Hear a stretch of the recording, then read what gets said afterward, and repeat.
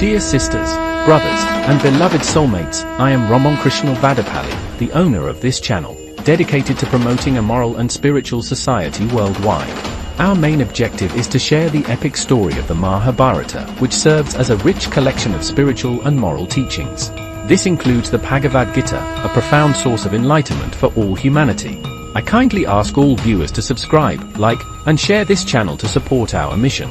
The Mahabharata comprises a total of 589 stories, each contributing to our understanding of life and spirituality. Please subscribe and share and support me for more likewise. Thank you. Yours, Vadapalli Ramakrishna, ancient yoga trainer.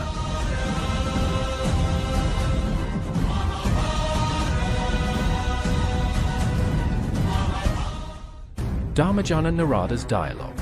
Maharaja, is your mind firmly set on Dharma? Do you continue to experience happiness without hindrance? Do you not abandon Dharma for the sake of wealth, or wealth for the sake of Dharma, or forsake the means of Dharma due to desire? Do you follow the means of Dharma according to the proper time and situation?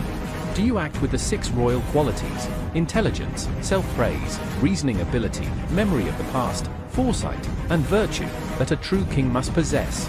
Are you evaluating your strength and that of your enemies through the 7 strategic methods: counsel, the mantra, medicine, mystic arts, military equipment, charity, sowing dissension, and the rod of punishment? Have you thoroughly examined the 14 essential elements of the kingdom in your land: forts, chariots, armories, towers, soldiers, ministers, harem, food supplies, account books, sciences, scripts, wealth, and military might? Are you increasing your kingdom's wealth by expanding labor and production, growing trade, constructing forts and dams, taming elephants, digging mines, collecting fair taxes, and developing empty lands for habitation? Are the 7 natural elements of governance, the commander-in-chief, army chief, religious head, force commander, priest, physician, and astrologer, not siding with your enemies? Do the wealthy of your land remain devoted to you because they are not addicted or corrupted? O righteous king! Do you avoid untimely sleep and rise during the final hours of the night to perform your duties? Do you avoid delaying work that yields great results with minimal effort? Do you avoid obstructing those who pursue such profitable work? Do you avoid frequently displacing laborers from their work and then reinstating them again and again? O Yudhishthira! Even if there is only one minister, if he is wise, courageous, restrained, and clever, he alone can ensure the prosperity of the king and his kingdom.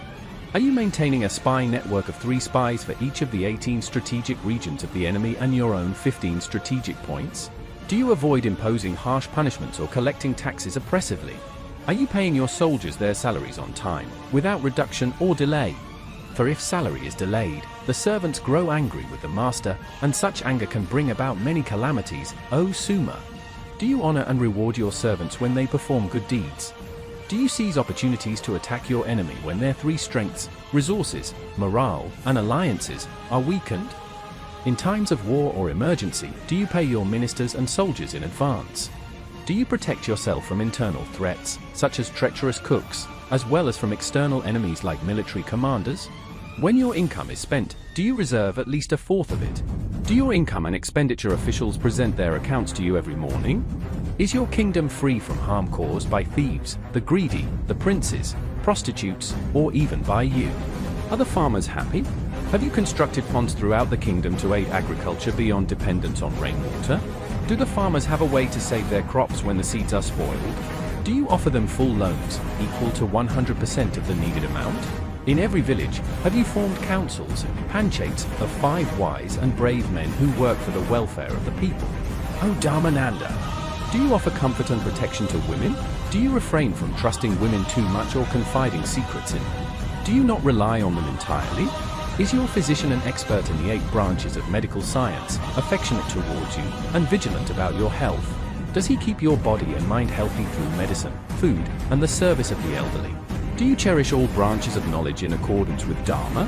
By your conduct, do you avoid creating division or hatred in anyone's heart? Do people constantly receive blessings from your reign? O great king! If you adhere to the principles I have questioned you about, your intellect, work, lifespan, and fame will flourish. A kingdom ruled by a king following this Dharma shall never face difficulty. Such a king shall attain greatness. And in your kingdom, your guards do not release criminals out of greed for bribes. Are your ministers fair in their judgments, not swayed by wealth or bias? Is atheism, falsehood, anger, danger, unnecessary verbosity, and abandonment of good company absent in your kingdom? Have you forsaken the four vices, disclosing secrets and neglecting auspicious duties? O Dharmaraja! O Pandava! Are not the Vedas, the knowledge of scriptures, wealth, and women your great accomplishments? At that moment, Narada, son of the Pandavas, addressed him and said, Sir, the four things you've taught me, the Vedas, the Shastras, wealth, and women, will be successful. He explained, the Vedas succeed through sacred fire rituals, the Shastras succeed through righteous conduct, wealth succeeds through charity, and women succeed through progeny. Then Narada asked, O king, do the merchants who come from distant lands receive proper hospitality? Are they not cheated by your officials? Do you and your family continually study and reflect upon the knowledge of Rathashva, horse chariots, Garjayantra, elephants, city governance, Nagarika, and archery, Danavida? Is your government supporting the blind, the mute, and other disadvantaged people at all times? O ruler of the land, if you regard these questions as the essence of Dharma and rule according to the Varna system, then you shall become the emperor of all Dharma mandals, ruling the four directions, the four oceans, and attaining universal sovereignty, O Suma. Hearing these words, Dharmaraja admired Narada's wisdom and, recognizing his mastery of statecraft, praised him further, saying, O sage! You are a great man with a clear mind who can contemplate all the worlds. If there is another assembly like this in the 14 worlds, or one greater than this, please reveal it to me. Narada, pleased with Dharmaraja's humble inquiry, smiled and said, O Dharmaraja! This assembly of yours, constructed with gems, is unparalleled in the human world. But there do exist celestial assemblies, those of Indra, Varuna, and Kubera. They do not compete with yours, yet they surpass it in divine grandeur. Vishwakarma, the divine architect, built those celestial halls with immense penance and divine materials. And this magnificent hall of yours was created by Mayu, the architect of the Asuras, using the finest materials and unmatched intellect. Truly, your assembly is extraordinary, though not eternal. If you wish to hear more about the divine assemblies, I shall describe them to you. Thus spoke Narada.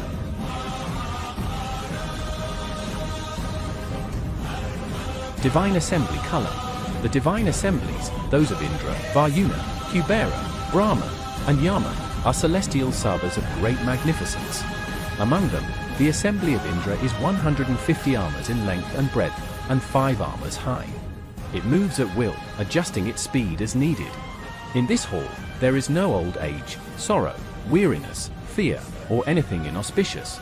It is constantly adorned by celestial elements and divine beings, Rajoshi Harishandra, the Sahadeva Sunidas, sacred waters, herbs, Shraddha, ritual faith, Meda, intelligence, Saraswati, goddess of wisdom, Artha, wealth, Dharma, righteousness, Karma, desire, electricity, clouds, wind, and the directions. The assembly also includes the 27 sacrificial fires performing yajnas like Havisu and Havanam, as well as the Agnishtoma and various other rituals.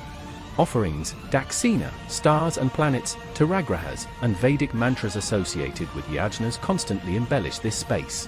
Celestial beings such as Jupiter, Venus, Brahma, and the Saptarishis grace the Sabha with their presence. The hall is illuminated with divine prosperity, while Apsaras perform dances and Gandharvas delight with music for Lord Indra. The Varuna assembly was constructed entirely out of water by Vishwakarma and spans over 100 square meters, glowing with a brilliant white light. Varuna, robed in divine garments and adorned with celestial ornaments, sits in this luminous hall with his consort Varuni. Nagas, serpentine beings, and Adityas, solar deities, are constantly in motion around the Sabha.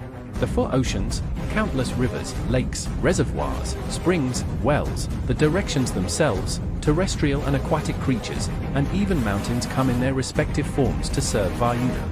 Apsaras and Gandharvas offer worship to Varuna through music and entertainment. The Kubera assembly is rectangular, measuring 100 feet in length and 70 feet in width. It was attained by Kubera through intense penance. This celestial hall is as high as Mount Kailasa and shines white like the moon. It is carried by beings from the caves. Within the hall, Kubera sits upon a magnificent golden throne, adorned with divine garments and ornaments. Constantly attending to him are yakshas, kinnaras, and Gandharvas. His close friend Lord Shiva, along with Parvati, adds grace to the Sabha. Even divine objects like conches and lotuses take symbolic forms and serve Kubera. Dharmaraja. I beheld this resplendent, green assembly moving along a celestial path. The Brahma assembly is an unparalleled divine structure, created by the mind of Brahma himself. It is immense, beyond description, and supreme among all celestial assemblies. To witness it, I, Narada, performed a penance lasting 1,000 years, and with the assistance of the sun god, I finally beheld it. This Sabha has no measurable length or width. It is beyond the effects of cold, heat, hunger, or thirst. It exists without the support of pillars, eternal and indestructible, self-luminous and situated above even the heavenly realms. All profound entities, like Daksha, the sons of Prashetas, Prashatasadas, Vedangas, Upavedas, and even time itself in the form of days and nights, gather in this hall. It is the origin of all joy, comfort, and wealth. Just as your assembly is rare among human realms, the assembly of Brahma is equally rare among the divine. Now listen about the assembly of Yama, which covers an area of 100 square yards and was created by Vishwakarma. This Sabha is the very embodiment of desire, radiating immense brilliance and lacking any form of suffering, hardship, displeasure, or poverty. Within it reside many virtuous souls, including Yayati, Narasha, and Nabhaga. Your own great-grandfather Shantanu and your father, King Pandu, are also present in this divine court. I met them all and conversed with them. Your father, King Pandu, gave me a message to convey to you. Narada then conveyed to Dharmaraja the message entrusted to him by King Pandu in his very own words. My dear Dharmaraja, you have brothers who are obedient and will follow your lead. You possess the strength and capability to conquer the entire world. Therefore, perform the Rajasuya Yagna. Rajasuya is the greatest of all sacrifices. It is only because King Harishchandra performed the Rajasuya that he was able to reside in Indra's court. If a son like you performs this sacred sacrifice, then I too will be able to leave the court of Yama and live in the celestial assembly of Indra for a long time. This was the heartfelt plea of your father, and Narada shared it, having heard it resound through the realms of the earth. Narada continued, urging, O Dharmananda, fulfill your father's wish. Perform the Rajasuya sacrifice. By doing so, not only your father but you too shall attain the glory of residing in Indra's divine assembly. However, be warned, there may be obstacles. The Brahma Rakshasas, Brahmin demons, who seek to destroy sacred rituals, are watching for any flaws in the ceremony. They also foresee a great danger that may befall the royal world of earth following the Rajasuya. Consider all of this carefully, and proceed with what you think is right. Whatever you choose, uphold the fourfold Dharma. Most importantly, win the hearts of Brahmins through generous offerings. May you be blessed. May you become a soul of great merit. Farewell. With these words, Narada departed for Dwaraka along with his companions. After Narada's departure, Dharmaraja sat in deep contemplation, reflecting on the profound political and spiritual wisdom that had been shared with him. He introspected and evaluated himself on all those principles. Then, taking seriously the message sent by his father Pandu, he turned his thoughts to the performance of the Rajasuya. Yet, he was troubled. Was it justifiable to destroy many kings simply for the sake of attaining Indraloka? Still, despite all his reasoning and moral hesitation, Dharmaraja's mind persistently inclined toward performing the Rajasuya Yagna. Dharmaraja's consultation with his brothers, ministers, and sages.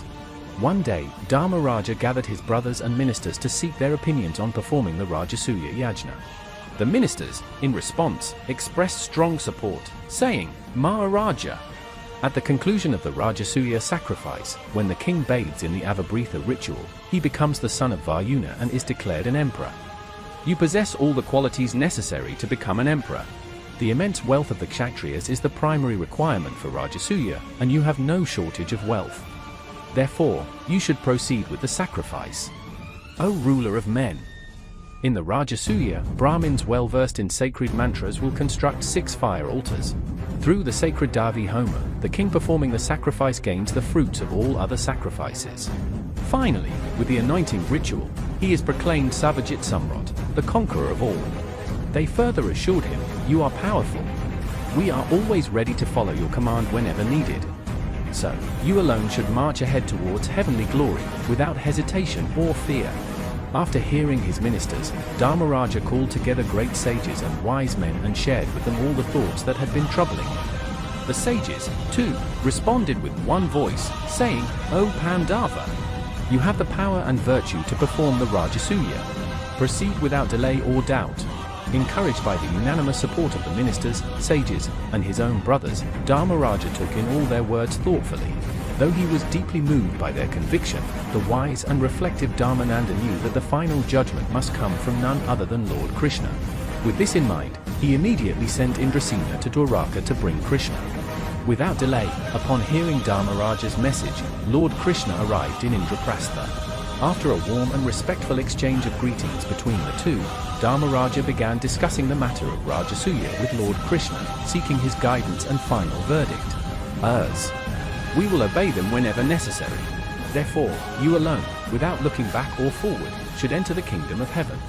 One day, Dharmaraja gathered his brothers and ministers to seek their opinions on performing the Rajasuya Yagna. The ministers, in response, expressed strong support, saying, "Maharaja." At the conclusion of the Rajasuya sacrifice, when the king bathes in the Avabritha ritual, he becomes the son of Varuna and is declared an emperor. You possess all the qualities necessary to become an emperor. The immense wealth of the Kshatriyas is the primary requirement for Rajasuya, and you have no shortage of wealth. Therefore, you should proceed with the sacrifice. O ruler of men! In the Rajasuya, Brahmins well versed in sacred mantras will construct 6 fire altars. Through the sacred Davi Homa, the king performing the sacrifice gains the fruits of all other sacrifices. Finally, with the anointing ritual, he is proclaimed Savajit Samrat, the conqueror of all. They further assured him, "You are powerful. We are always ready to follow your command whenever needed. So, you alone should march ahead towards heavenly glory, without hesitation or fear." After hearing his ministers, Dharmaraja called together great sages and wise men and shared with them all the thoughts that had been troubling him. The sages, too, responded with one voice, saying, "O Pandava, you have the power and virtue to perform the Rajasuya. Proceed without delay or doubt." Encouraged by the unanimous support of the ministers, sages, and his own brothers, Dharmaraja took in all their words thoughtfully. Though he was deeply moved by their conviction, the wise and reflective Dharmananda knew that the final judgment must come from none other than Lord Krishna. With this in mind, he immediately sent Indrasena to Dwaraka to bring Krishna. Without delay, upon hearing Dharmaraja's message, Lord Krishna arrived in Indraprastha. After a warm and respectful exchange of greetings between the two, Dharmaraja began discussing the matter of Rajasuya with Lord Krishna, seeking his guidance and final verdict.